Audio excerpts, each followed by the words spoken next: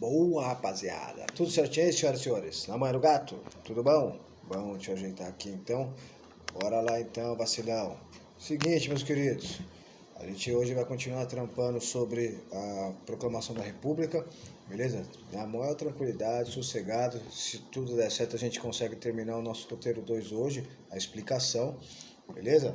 A gente hoje vai continuar falando sobre esse processo de mudança de um governo monárquico no Brasil, quer dizer, nós tínhamos uma monarquia que durou desde 1822 até 1889, beleza? E aí a gente, em 89, tem essa mudança de sistema governamental.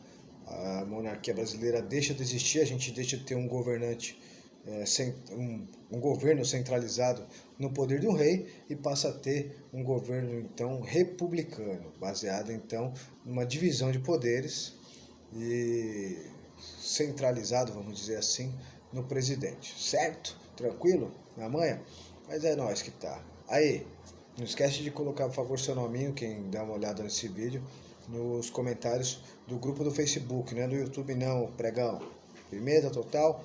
Então bora lá, que é suave. Hoje espero não ser tão enfadonho, tão cansativo, tá bem tranquilo, beleza?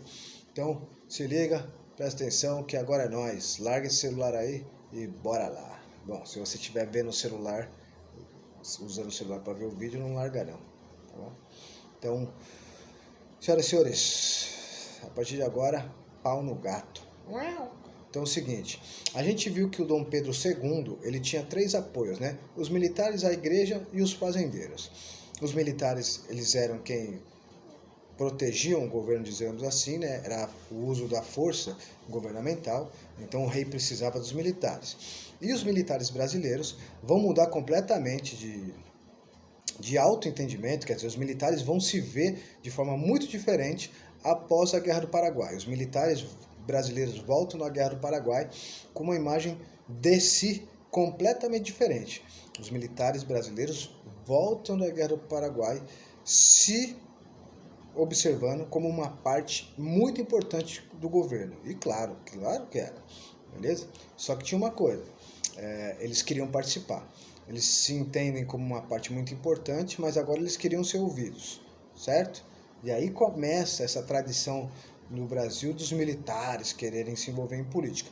Enquanto você tem em outros governos, onde o Exército, a Aeronáutica, a Marinha ficam um pouco de lado, ou bastante de lado, na relação política-governo, né, como Estados Unidos, como Japão, como França, como Alemanha, até hoje esses países, eles têm exércitos, as forças armadas fortes, mas as forças armadas não participam da política como o exército brasileiro participou desde 1889 aqui da nossa política, beleza? Bom, volta aqui. Então, o exército brasileiro volta da Guerra do Paraguai questionando por que ele não participa. Dom Pedro II não vai dar moleza para ele, você vai falar que não, que é ele que manda. A igreja já tinha tido uma treta com o Dom Pedro II também, aí Dom Pedro II perde o apoio da igreja, beleza? E sem o apoio da igreja, sem a religião, Dom Pedro ele vai cair um pouquinho em descrédito com a população, certo? Por quê? Porque era a igreja que falava, olha, esse rei foi escolhido por Deus. Se a igreja não falar isso, uma parte da população passa a vê-lo como alguém não divino, como alguém não abençoado, beleza?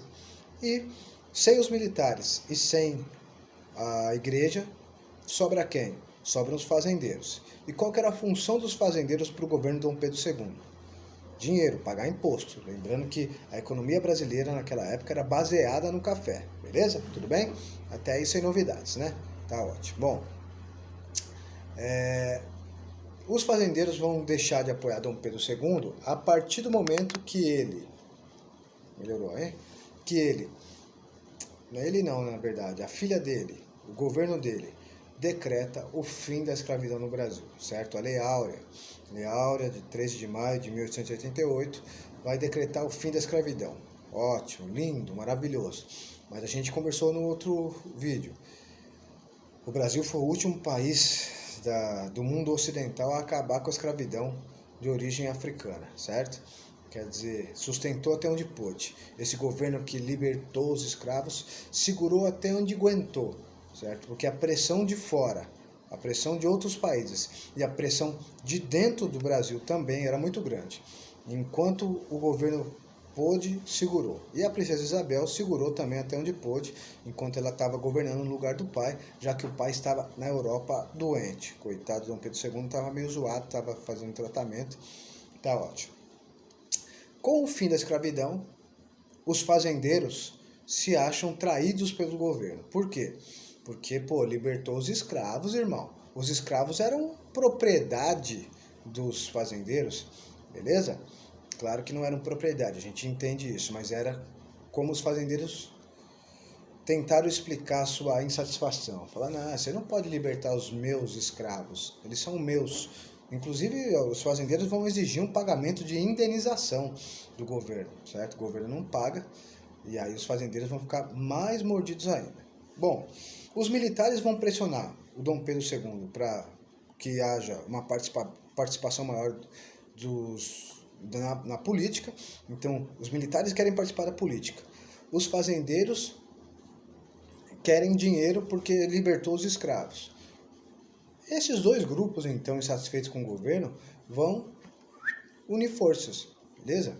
Os militares liderados por um cara chamado Marechal Deodoro da Fonseca, o marechal que defendia o rei, que defendia a monarquia, esse cara vai organizar os militares, vai encabeçar, vai ser o cara, o líder dos militares, e vão fazer uma reunião com alguns chefes também, alguns líderes dos fazendeiros paulistas, certo? E aí, fazendeiros e militares discutindo qual era a melhor saída para o Brasil, chegam a uma seguinte conclusão. Cara, só tem um jeito. Tirar o rei do poder. Beleza? E aí, o Marechal Deodoro da Fonseca, militar, sabendo da força que ele tem, porque ele pode pegar em armas, ele vai então organizar um golpe militar. Beleza? Ele vai movimentar as tropas no Rio de Janeiro para pressionar Dom Pedro II a renunciar ao poder, certo? Tudo bem? Tá. Dom Pedro II não vai renunciar. Mas, assim, não vai renunciar, tá bom, eu vou embora. Mas, diante da pressão, quando ele se vê cercado por militares, quando ele recebe um ultimato do Deodoro da Fonseca, falando aí, ou você sai ou você vai tomar um pau agora, Dom Pedro II resolve sucumbir, fala, beleza, perdi, já era, não quero, sem esculacho. E aí os militares vão dar, Marechal Deodoro da Fonseca vai dar 48 horas para que ele, Dom Pedro II, e a família saiam do Brasil, beleza? E aí Dom Pedro organiza tudo rapidamente, depois ele vai mandar as coisas, vai mandar buscar algumas coisas que ele deixou aqui, mas ele em 48 horas, estava saindo vazado, tá bom? E aí nós temos o fim da monarquia no Brasil e o início da república. República, quer dizer coisa do povo. Coisa do povo, coisa feita pelo povo. Que lindo. Mas se você reparar aí, quem tirou Dom Pedro II? Quem acabou com a monarquia e iniciou o período republicano? Foi o povo? Eu vou deixar aqui a pergunta. De acordo com o que a gente conversou, que você leu no seu livro aí na página 11, quem organizou a coisa do povo, a República Brasileira? Teve participação popular? Tá certo. Bom, a gente viu que então a República Brasileira ela foi organizada por uma elite de militares e fazendeiros, certo? O povo pouco participou, o povo assistiu, só observou.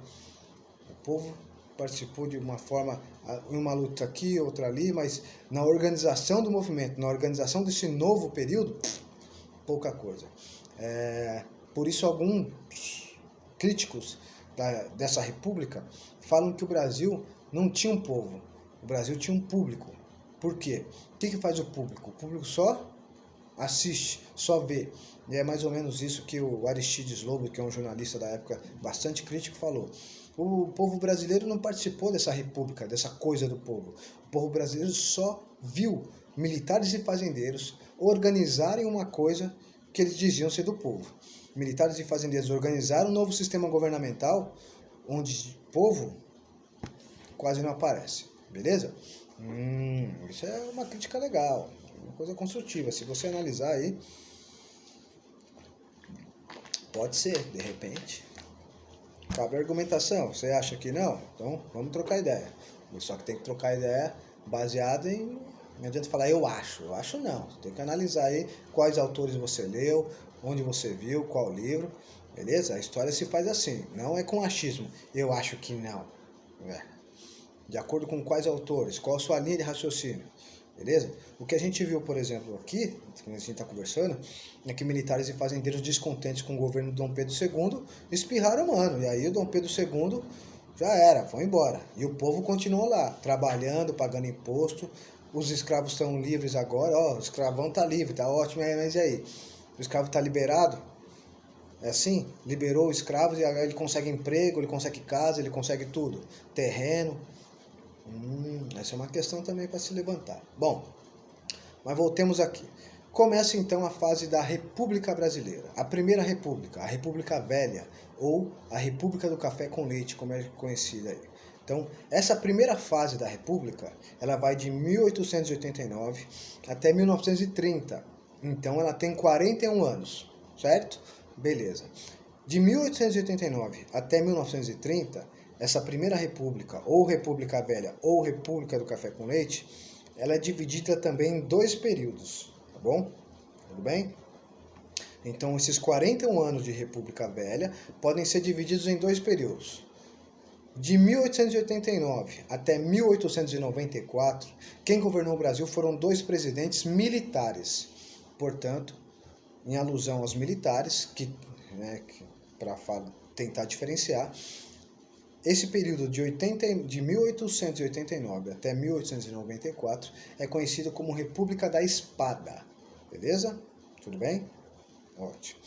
E de 1894 até 1930 é conhecido como República Oligárquica ou República do Café com Leite. Oligárquica quer dizer o quê? Uma república onde poucos mandaram, onde poucos tinham poder, certo? Então, 2 períodos. República da Espada, durante 1889 até 1894, e depois República Oligárquica, que vai de 1894 até 1930, beleza? Hoje eu vou tentar falar sobre a República da Espada. A República da Espada, ela teve 2 presidentes militares. O Marechal Deodoro da Fonseca, que foi o cara que deu o golpe no Dom Pedro II. Então, nossa história começa com um golpe militar, nossa história republicana. O Marechal Deodoro da Fonseca, ele vai ser um cara muito autoritário, é um cara que não estava acostumado ao diálogo. Um militar de alta patente só quer mandar, não sabe negociar, certo? Não tem... A república, a democracia, exige capacidade de conversação, de diálogo. Não dá para você ser autoritário, como era, por exemplo, na monarquia, que o rei mandava sozinho. Ou como é, por exemplo, dentro de um quartel, onde o general manda e os outros calam a boca. Beleza? Numa república, você precisa negociar. E aí está o problema do Marechal Deodoro. Ele tem uma dificuldade de negociar muito grande, certo? O Marechal Deodoro da Fonseca, ele vai governar durante 2 anos só, beleza? Durante o governo dele, ele vai enfrentar uma crise econômica muito grande, que é conhecida como o encilhamento. É uma crise econômica que gerou inflação, que gerou quebra de empresas, gerou desemprego. Essa inflação é causada por quê? Porque ele começa a produzir dinheiro, ele manda, a equipe econômica do governo do Marechal Deodoro, ele manda produzir dinheiro porque para resolver o problema da falta de dinheiro no Brasil, mas isso não é um meio adequado de resolver o problema. Isso vai gerar inflação, os pobres vão sofrer ainda mais, e é preocupante quando eu vejo alguns jovens, não é o caso de vocês, mas falando, para resolver é só produzir mais dinheiro. Isso, eu não sou um economista nato, mas pela história já dá para saber. Isso gera inflação, isso prejudica os mais pobres, tá bom? Foi o que aconteceu com o Deodoro da Fonseca. O Marechal Deodoro da Fonseca, então, vai enfrentar uma crise, é autoritário, ele não vai conseguir dialogar com a rapaziada, beleza? E um grupo que apoiou ele a tomar o poder fica muito insatisfeito porque ele não consegue resolver a crise econômica.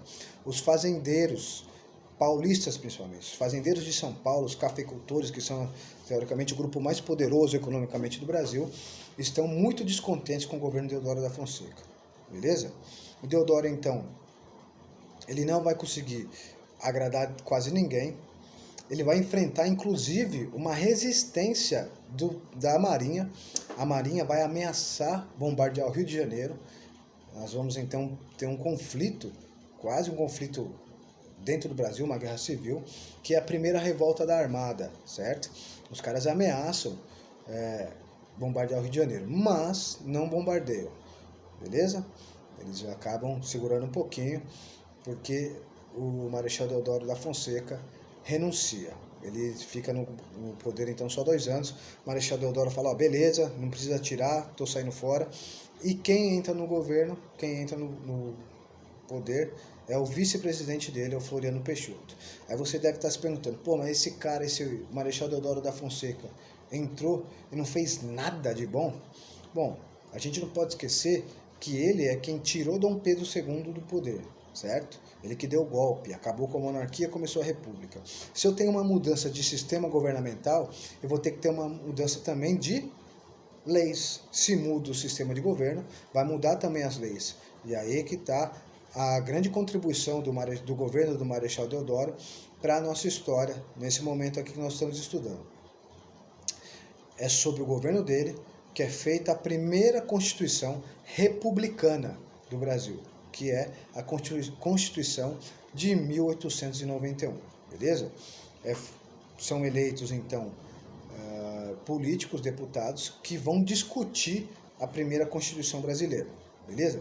E o Marechal Deodoro, inclusive, é um dos caras que está lá dentro dessa Assembleia Constituinte. O grupo que faz essa Constituição é chamado de Assembleia Constituinte. Assembleia quer dizer uma reunião constituinte, uma reunião de pessoas que estão ali para fazer uma Constituição, um conjunto de leis. O que é uma Constituição? Constituição é um conjunto de leis que regem um país, beleza? A primeira Constituição do Brasil, a Constituição de 1891, ela traz algumas mudanças muito interessantes, uma modernização, mas não moderniza tanto não. Primeiro, ela estabelece que o Brasil tem um sistema governamental presidencialista. Quem manda, teoricamente, é o presidente, certo? Segundo, um sistema federalista. Como assim federalista? O Brasil é uma união de vários estados. Cada estado é uma federação. Então, o Brasil não é, o presidente, digamos, ele não manda todo o Brasil. Ele é um governo central que determina algumas coisas que devem ocorrer no Brasil inteiro, mas cada estado, cada parte do Brasil tem o direito, tem o dever de fazer suas próprias leis e se autogovernar, beleza? Como é hoje. O estado de São Paulo, o estado do Rio de Janeiro, todo estado tem um governador. Esse governador, ele pode governar tranquilamente o seu estado, respeitando as leis da Constituição, certo? Tudo bem? E juntos os estados formam um país, por isso é o federalismo. Então, você tem vários estados que juntos formam um país e cada estado tem autonomia para se governar, respeitando a Constituição brasileira. Beleza. Além disso, ficou estabelecido que agora o Brasil não tinha mais religião oficial, o catolicismo deixa de ser a principal religião do Brasil e agora o Brasil, você tem liberdade para cultuar qualquer religião. Ótimo, interessante isso. O Estado se separou da religião. Governo e religião são coisas diferentes, beleza? A partir dessa Constituição, o cidadão brasileiro podia ser de qualquer religião. Isso é interessante, é um avanço bem grande para a época. Aqui não existia só o catolicismo no Brasil, certo? Estou falando do catolicismo cristão, da Igreja Católica, beleza? Catolicismo cristão, sem ser cristão, não existe. Mas estou falando da Igreja Católica. Existiam outros catolicismos, por exemplo, algumas igrejas evangélicas começam a surgir, as religiões de matriz africanas, você tem várias outras religiões que eram proibidas no Brasil. A partir desse momento, está liberado. Excelente, perfeito. O Estado passa a ser laico, quer dizer, o Estado não tem religião oficial. O Estado é sem religião. Perfeito. Além disso, estabelece que o poder no Brasil está dividido em 3: poder executivo, legislativo e judiciário, certo? Antes, durante a monarquia, o poder estava dividido em 4. Tinha o poder moderador também, que era do rei. Agora só 3. Poder executivo, o presidente no país, poder legislativo, senadores e deputados, e poder judiciário, os juízes, certo? Promotoria pública, Ministério Público, tudo isso. Então, há uma divisão do poder para não haver abuso do poder por parte de alguém. Beleza?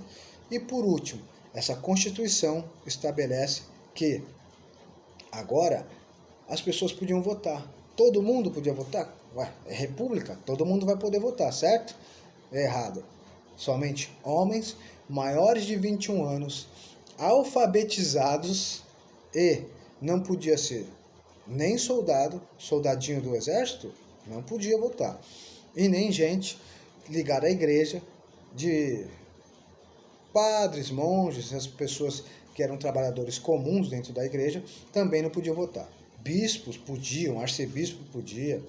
Então, você vê uma república onde só votam homens maiores de 21 anos, alfabetizados, de alta patente ou do alto clero. Que república estranha, né? Mulheres estão de fora, pessoas analfabetas estão de fora, que era a maioria, porque não havia escola para todos. Aliás, não havia escola para ninguém, a não ser quem pagasse. Firmeza? Então, essa Constituição é a nova Constituição que vai reger o Brasil. O Brasil vai ter que seguir todas essas leis. É uma mudança bem grande. Se é boa ou ruim, para nós algumas coisas são boas. Para nós também algumas coisas são atrasos. Beleza? Bom, mas por enquanto é isso. A gente só falou agora do governo de Deodoro. A República da Espada teve 2 presidentes, o Marechal Deodoro da Fonseca e o Floriano Peixoto. A gente só falou do Deodoro. Na próxima aula, a gente fala sobre o governo do Floriano Peixoto. Firmeza? Deu até mais tempo do que eu achava. Mas é desse jeito. Qualquer dúvida, põe aí. Firmeza? Senhoras e senhores, por enquanto, então, é nós que tá. Muito obrigado pela atenção e paciência. Me desculpa se eu não proporcionado. Vai de leve na manguasta de Marília. Mete uma máscara nessa cara aí, rapá. Não vacila não. O bagulho não acabou ainda não. Infelizmente. Mas vamos nos proteger, porque quanto mais proteção, vamos ver se isso acaba mais rápido. E vacinem todo mundo, hein? Tô esperando a minha já. Se cuida aí, rapá. Fui.